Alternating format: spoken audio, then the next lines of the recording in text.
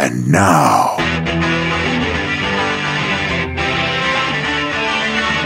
it's the Still Unnamed Podcast with your host, Petey Salas. Hey kids, and welcome once again to the Still Unnamed Podcast with Petey Salas. That's me.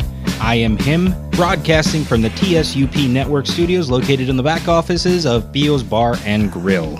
And the time has come. It is now time. I want to get right to it. I want to get right to the very, very, very special guest I want to introduce all of you to. And before we get to that, I just want to say to her today, excuse me, I haven't warmed up. Okay, let's see how this goes. Happy birthday to you. Happy birthday to you. Happy birthday, dear Mama. Happy birthday to you. Happy birthday. That's right. Today, October 28th, is my mama's birthday, and it is fitting that we have her on the show today, talking to me, talking to all of you, just to give you a little taste of the kind of woman that I grew up with. I couldn't have asked for a better mama. I'm very happy to be able to showcase her here on the Still Unnamed Podcast on her birthday. But before I get to that, I just wanted to answer a question that I've gotten.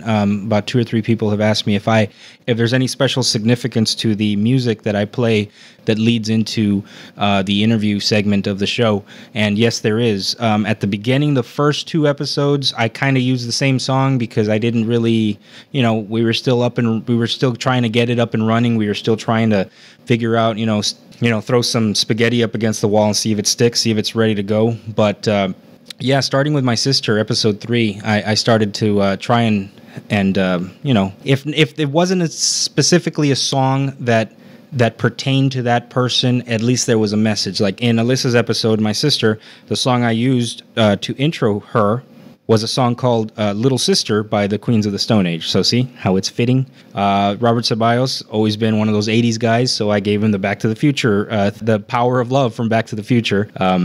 By Huey Lewis. And this last one, it was a song called One Night in Bangkok, which is one of those inside jokes when the people that know Mr. Robert Ceballos know that he is synonymous with pissing off many program directors by spiking that song when he shouldn't be playing it. One Night in Bangkok by Murray Head. Anyway, so the question was, what song am I going to use for my mom? There's a lot of different songs that have always reminded me of her. Always. Some of her favorite songs, like possibly her favorite song, which is this one. Welcome to the Hotel California. Such a lovely place, such a lovely place, such a lovely face. Yeah. A little Hotel California would have been good because that's been one of her favorite songs, if not her actual favorite song for as long as I've known her. This song has always reminded me of her. Seems it never rains in Southern California. Yeah, I remember growing up, being about 5 or 6 maybe, and she would play that song. I remember that song playing in the background, while I played with my toys and she cleaned the house or whatever on a Saturday. So, those are 2 very good possibilities that I could have used, I could have gone with because they meant a lot. But the more I thought about it, I was just going further and further down that rabbit hole of memories and thinking back to songs that have meant something to me and have reminded me of my mom, and the list went on and on and on and on, and I had to get this done. I had to get this ready for you guys by Tuesday. So I narrowed it down to 2 songs that will always and forever, ultimately, those are my mom's songs. When I think about her, I think about these songs. And the good thing is this is going to be split up into 2 parts. So I get to use one this week and one next week. So this is one song that whenever I hear it, my thoughts immediately go to my beautiful, wonderful mama. And I'm very happy to have her here on her birthday. So without any further ado, here's my talk that happened about 2 o'clock in the morning after a couple of beers with my mom. Here we go.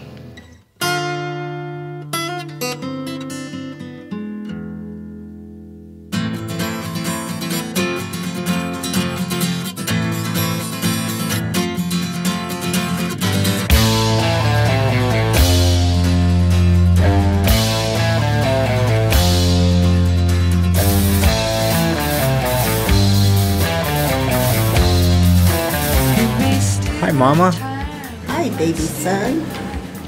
What's going on? What's on your mind right now? This is exactly what I want to do. I just want to talk to you and see what's happening right now after everyone's gone to sleep.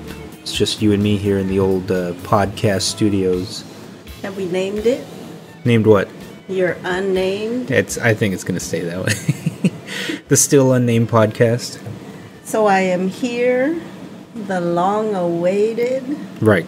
conversation with your mama. Right. So let's give him something to. Let's give him Let's something. give him something to talk about. You were gonna say that. I just recently we were having a conversation at work. Actually, we were having a conversation about parents and the way different people have been raised and different styles of parentings, basically. And I'd like to think that I've modeled mine after both you and Dad's, and a lot from my grandparents, Pio and Eva. I think that I've taken the best out of all of you and applied it to how I have figured out how to raise Quentin the last 6.5 years. And I'm not saying that it's perfect, but it's my style, which is loosely based on partially yours. So what's your take on rearing children? Smack them if they need it and praise them if they need it. There you go.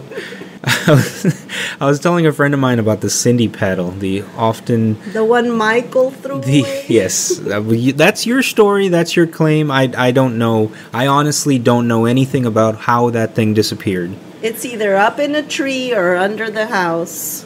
But you think Michael. it's still here on the property? Unless he left here with a great big huge Woody in his pants one day, then that's the only way the Cindy paddle would have come out of here. There we go. That's my mom right there. Well, for those of you who don't know, the Cindy paddle was a 2x4 that had been carved down, shaved down, so it wasn't quite as thick as a standard 2x4, and it was stylized and kind of beveled on the sides, and carved and burned into the center of it was CINDY. So it was more of like a little wooden plaque, but it had been reappropriated to the instrument of our punishment when we were growing up, me and Elisa. And how did it get the name the Cindy paddle, other than the obvious? The first time I saw punishment with a wooden spoon was with my cousin Aunt Josie. Okay. She used to beat the crap out of Joey with a wooden spoon from her kitchen. Okay. And I was 11, and he was, whatever he was, 3 or 4. And ever since that summer in Killeen, Texas, with my Aunt Josie, she taught me how to rear children the proper way. So you witnessed a kid getting beaten with a wooden spoon, and you were like, the first thing that came to your mind was, I can enhance this. I can make this better, cut right? This in half. Let's cut out the middleman here and just bring out a 2x4. Where did you get that? It was a very nice 2x4. I was in either 10th or 11th grade, and a guy named Adan Maldonado in wood shop, he made that for me. He was a real good friend of mine. I don't know if he just picked me or he made several for different girls, or I was just a special one at that point. But he has no idea where his Cindy paddle went for the next 5 years. Right. What in his mind was like some sort of a Valentine or some sort of a little, hey, I appreciate you type of gift. Not take this home and beat your future children with this in the next 7-8 years from now. Right. No, that was man, that was terrifying. Whenever I knew that I did something wrong, and you would make me go get it. You would say, go get that Cindy paddle. I was a rotten mother, Bubba. You were not a rotten mother. You were not. You were a good mom. You are a good mom. It's just, you had a way with pieces of wood, I guess. It's just that I was such a rotten, stinking, spoiled little shit when I was growing up, and I got away with everything, and nobody ever spanked me, and if they did, they pretended they had, and I said, no me dolió, and so I learned that my kids were not going to do that to me. Right. I didn't have enough time to spare to waste time on things they didn't need to be doing. Right. That's why I tell Alisa, don't let the kids do what all they do, so that she don't waste time cleaning things. But she says that's why bounty towels were invented. So hey. Well, I mean, I guess it depends on how you're looking at it. It's a double-edged sword. One could claim that you're stunting the kid from, being a kid in general. Every single time you see a commercial where they're depicting a child eating spaghetti, they're never eating spaghetti, they're wearing spaghetti. Now, that could just be clever marketing for bounty towels, or that could be real life that happens in houses around the country. It doesn't happen in this house, but, that's because you're a little bit more, I guess, rare is the right word when it comes to those type of things. Or I see it your way too. If I can avoid a mess, I will. I guess I got that from you. So, tell me a story. When I was in 7th grade, there was a girl named Lily, and she didn't like me very much, and she had a chocolate ice cream, and I had white pants on, and I remember she was almost done with that, and she took a few more licks of it, and she threw it right at me, and it hit me right in the beaver on my white pants in 7th grade. Okay. So I stood there stunned, looking at my chocolate beaver, went to the bathroom, wiped it off, went to class, and waited for her after school and kicked her ass. Or tried to, anyway. Did you win? I don't think either one of us did, but it was a good rumble. But Then we both got detention at Lamar for like 3 days after school for that one. Well, you're a scary person, so she probably had chocolate in her pants too. I've been on that other end of the anger. So 7th grade was not very good for me. No? I also got in a fight with a guy named Jeffrey. He was being mean to a friend of mine, and I got really pissed, and he was standing in the lunch line, oblivious to what was about to come get him. And I remember I poked him on his shoulder, and he turned around to look, and I just punched him smack in the face and walked away before he even knew what had hit him. And I heard later that I had made him cry, but I never really saw him after that too much, because I think he tried to stay out of my way. So you were just ripping ass all over 7th grade? In 7th grade, yes. Right. I mean, what do you think led to that? Was that your rebellious stage, or you were just frustrated, a frustrated teen? No, my mother. Okay. And that was Grandma Rachel. Grandma Rachel, yes. Yeah, no, I was explaining to somebody at work that same conversation we're having about parenting, that I had a Grandma Rachel and I had a Grandma Becky, and that was a whole other story. So.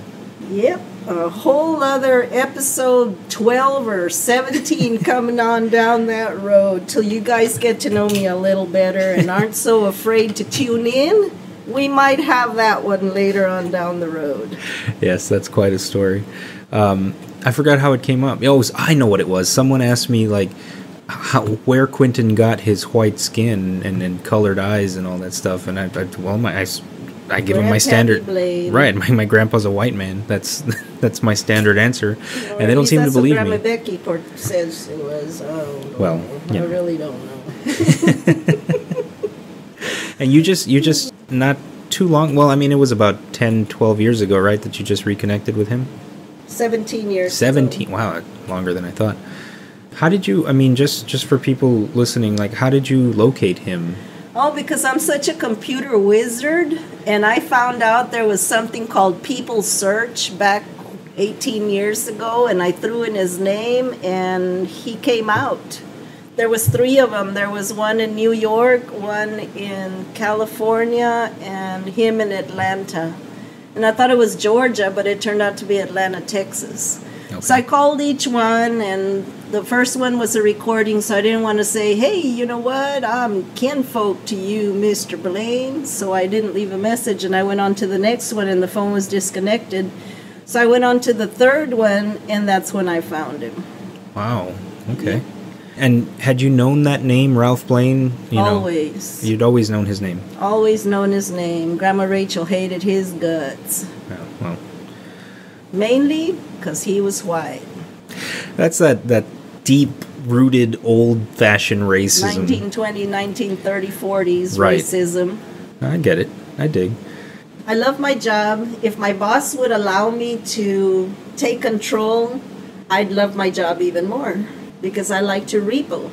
I like to collect. I like to hound people who Right. have made contracts and can't keep their end of the bargain. I mean, that's not what you were hired for, right? You were hired to do like the Title work. title and clerical stuff and financing and all that stuff at a small car lot down the street from the house.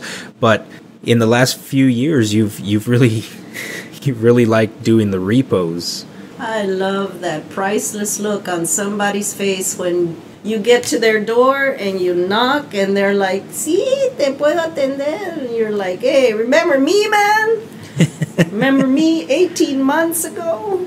And you haven't paid for 8 months?" I don't understand that. I mean, I fully understand the plight of the middle class and you know not making ends meet and all that stuff, but I just don't understand how people can fight you and be angry at the fact that you're trying to take their vehicle even though they know they haven't made a payment on it. It sucks. It's a shitty thing to wake up to, that some lady's looks like they're trying to steal your car, but once you explain yourself and you say where you're coming from and why you're there, they still have the audacity to fight you on it and make you the asshole for being there to trying to take their vehicle, when in reality, you know, it's their own fault. How do you go 9 months without making a single payment and expect that's okay? Like, I mean, just blows my mind. Just during this week, I was going to go pay the water bill. And I was driving into North Alamo Water, and I noticed this tiny little Hyundai Accent, un huevito, a little tiny 2-door silver car, pulling out of the water, the North Alamo Water, and I thought I remembered the license plates, and I looked inside, and I said, "Man, that lady looks like the one we're looking for."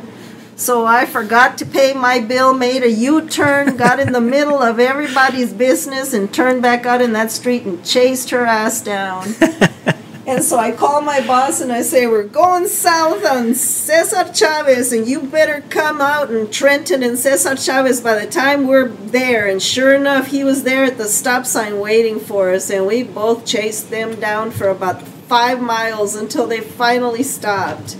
And they were all huffy and puffy, and the guy was all pissed off and saying, "This isn't the way you conduct business," and the lady was in hysterics, and we left him on Stripes, the corner of Stripes. Yeah. How far are you allowed to go, like, as far as with the not excessive force, but excessive, like, it sounds like you kind of not ran him off the road, but you chased him to the point where you had to get in front of them and you kind of cut them off. That seems a bit more like a law enforcement officer would do rather than a repo man, repo woman, whatever. You know, like, how far are you allowed to go before they can turn around and say, "Look, this lady was really fucking with me," and it's you their know. word against ours. We got the paperwork where they signed, "If I don't make my payments, I have the right to turn in my car to whoever comes by and picks it up from us." Right. I get that, but has there been a situation where you've been there in the heat of the moment, repoing somebody, and you actually fear, like, oh shit, someone might just walk out with a gun, or I may just get popped in the mouth right here, or something like that? Well, down here in the valley, you have to worry about that anywhere you go. That's true. There was one time I was with Mr. G-Man, and he was helping me repo, and we went to some lady's apartment, and I knocked on the door and told her why I was there, and she said, "Okay, let me get some bags, and let me go get stuff out." Well, she was making phone calls to her daughter, and by the time she walked out with all the bags to go pull her crap out of the car, her daughter was pulling in, and she was already full battle dress, ready to kick my butt, and guess where G-Man was? Hiding in the my truck. car waiting for me. Figured. I love you. Oh, man. He was a good sidekick, but he was. I cautious. forgot that you had He worked grief with me on for there. a few months. Yeah, that's true. I completely forgot that. For those of you who don't know, we're referring to my brother. Brother from another mother and Right, father. he's my brother in spirit, Jess Salazar. To look at him, to see him, he looks like a tough, rough and tumble kind of guy. The kind of guy that'll just rip your face off. A ninja. He looks like a biker ninja, and So you took him out there with you to repo because you figured he would look intimidating, which he does. But when it came right down to it, He was in the car He was waiting in the car, watching me. I waved. He waved back. giving was you a all thumbs good. up. Thumbs. I told- I don't blame him. I mean, it's probably hot outside, so It was hot. You know. And I told that little girl if she punched me, I'd have to punch her back. So she really didn't want me doing that because the guy in the car was already calling the sheriff. And the mom told her to back down and gave me the keys, and that was it. There you go. I mean, not many people can you know, I ask most of my friends, like, what does your mom do? And she's a teacher, or, you know, she's a housewife, or whatever. My mom's in repos. She walks into the telephone booth and comes out like Sonia the repo bitch. Who's Sonia the repo bitch? I don't know, some stupid fat ugly girl on TV. Oh, I thought you just made her up. No. I was like, is this fat, ugly girl. an alter ego or something that I don't know about? Sonia the repo bitch? You change your name when you're out Me, there? myself, and Irene, huh? And you get there out on the streets. You're out. You leave here, Cindy, and you become Sonia the repo bitch. There you go, baby. Well, I think you're doing pretty good here. This is pretty good for your first time potting. I don't like talking in front of crowds. In school, I always sat in the back. And if the back was taken, I'd make sure I'd pull somebody out of the back so I could sit there and move them out of the way because I did not like sitting in the front. Besides, if I sat in the front, I couldn't see because I can see better far than near. So get out of my way. I'm sitting in the back. You just pull out the Cindy paddle. Yeah. I'm sure that was floating around your locker back then. So You might get people to say, "Don't get that woman back on there again. Waste my airtime." I'm gonna get some angry letters about this. Yeah, I know. From P.O. Box. No, from Adan Maldonado's wife or whatever. She's gonna Actually, I saw Adan not too many years ago. He was working at the local Walmart in the auto department. Oh yeah. Yep, and I went and patted him on his shoulder, and he turned around and got this huge smile on his face. He remembered me. Of course he did. I think I almost saw his shirt going up and down around the heart. Just Uh-oh. pitter patter. No, I'm kidding. No, he was just a really, really good friend. Hadn't seen him in a long time. Well, there you go. That was the first part of my talk with my mama on her birthday, and that's hey Mark. Hey, hey man. How's it going? Look who's here. Hey. How's it going? I'm recording the outro for the show here. Cool. Can I play? Sure. I was just we just came out of the first part of the talk with my mom. How'd it go? Pretty good. I think it came out pretty good. I think it's a good introduction to Cindy to the world. So. Oh, I remember. I remember first time I met her. Do you? Tell me about it. Well, actually, I don't know if you knew this. What? But Alyssa told your mom that I was gay before she knew me. She did not. She told your mom I was gay because she didn't want your mom, like if Alyssa and I were out in the world and we were hanging out or whatever, and we were kind of like, oh, hey, what's up, friend? She would be just like, hey, no, don't worry about him, Mom. He likes wee-wees. I've never heard this story before in Yeah. my life. Okay, so just she told my mom that you were gay. Well, because I think Alyssa had just gotten out of a relationship. Okay. That everyone was with a person that everyone was a fan of. You're gonna go right into that, huh? No, I don't want to, but it's the truth. Okay, from what I recall, I'm trying to be as vague. Okay. Yeah, I'll keep it vague. All parties understand what is happening. Right.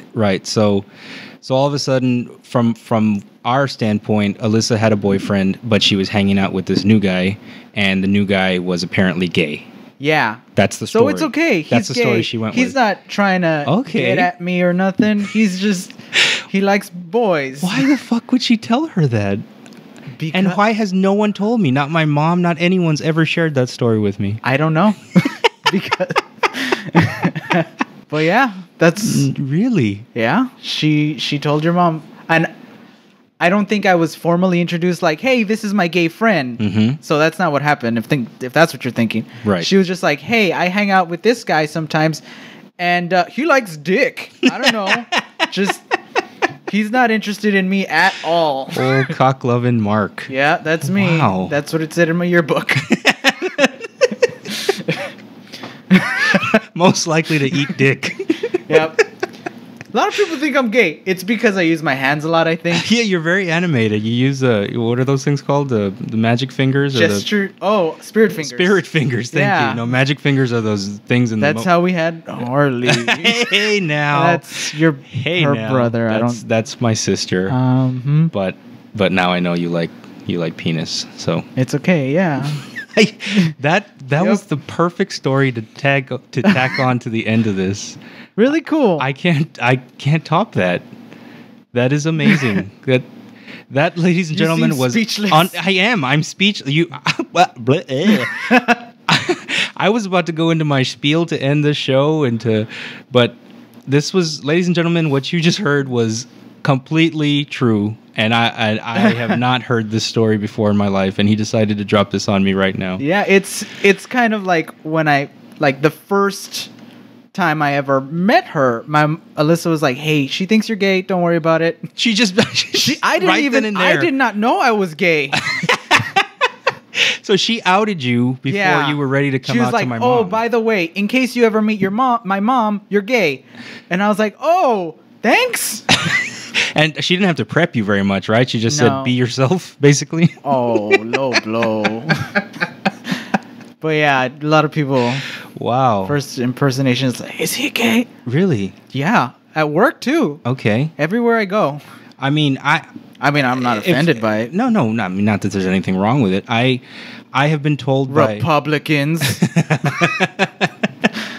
I've been told by a gay friend of mine, a good guy named Joe, that I would be a prize in the gay community. I think you'd be like a bear. A bear, right? Like That's the exact same term that was used for me. as heterosexual as possible. I'm gonna say you're quite cuddly.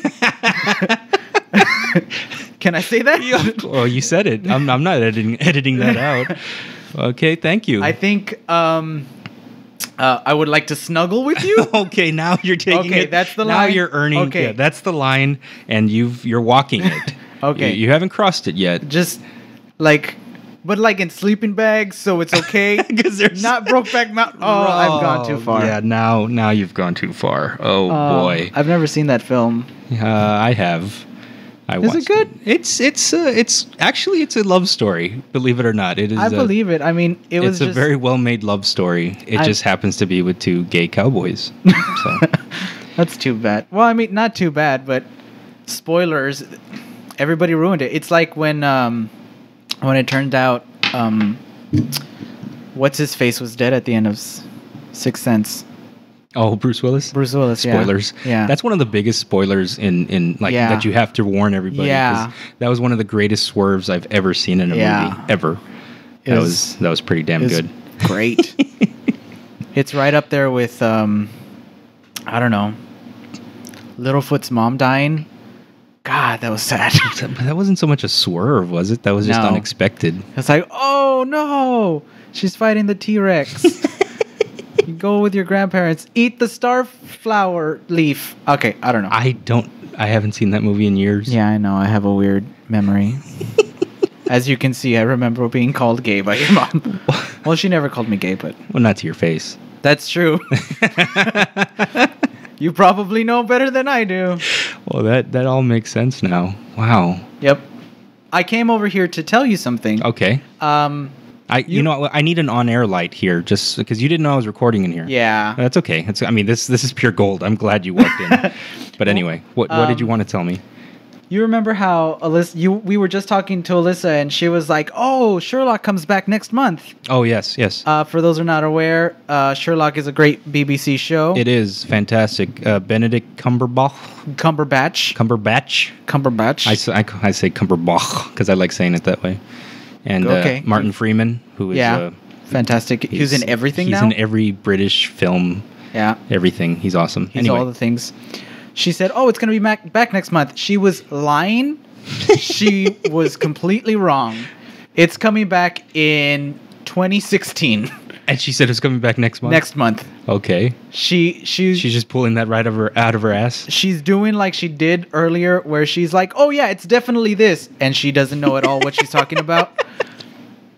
Does she frequently do that? She does that Or all she the just time, kinda and I have to stop her. I'm like, just matter-of-factly says bullshit? yeah. She's like, it's like, no, this is what happened, and she's so like believable. Like, oh my god, maybe I'm wrong. I don't know. She's convincing? Thank you. Okay. Yeah, I don't know. Was she just Thomas Jefferson the first president? She stands on a moral high ground of bullshit. She will fight you. She will straight up fight. All right. Well. But yeah, that's what I wanted to say. Okay, so it doesn't start next month. No. Okay, so we don't have to rush to watch season 3. No, then. but we still can. Okay. Yeah. Let's do that after this. Cool. That's cool. So anyway, where the fuck was I before this bombshell was dropped? Dropping bombs left and right. Okay, well, on that note, that's all for this episode of the Still Unnamed podcast. Just want to remind you guys that was part 1 of 2 of my talk with my mom. She'll be back on next week, so we'll finish up that talk next week. And also want to remind you guys to follow us on Twitter at Pete the Third and at Facebook.com/Pete the Third. And please visit the brand new website, tsupodcast.com. I have a tab. Did you I have a tab. TSU Pod. What do you think of the site? I think it's awesome. Yeah. I made a little tab at work, like a bookmark. Okay. I'm like, I don't know, maybe the guys will want to check it out, see what's That's up. cool. Thanks. But yeah, Thanks. it's cool. I'm just very excited that I have. I went into Best Buy. Was it Best Buy or maybe no? It was an AT&T store, and I changed the iPad, the homepage to my website. So that's just something I did over there on the plug. Watch Mark's Minute. Yes. Yeah. There you Tune go. in. So I have a tab. You do have a tab, and so visit us online at tsupodcast.com, and you can find links to Twitter and YouTube and iTunes and all that stuff. And please like, share, and subscribe. We try to drop these for you every Tuesday. Special thanks to our sponsor, Chico's Bail Bonds, and many thanks to you for listening and lending me your ears. And keep sending me the comments and messages, because we appreciate them all, right? I love them. Yes. I read every single one of them. Okay. So for now, this has been Petey Salas along with Mark Rodriguez, here at the Still Unnamed podcast, saying Happy Taco Tuesday. I gave it to you. I know. Happy Taco Tuesday. Okay, bye.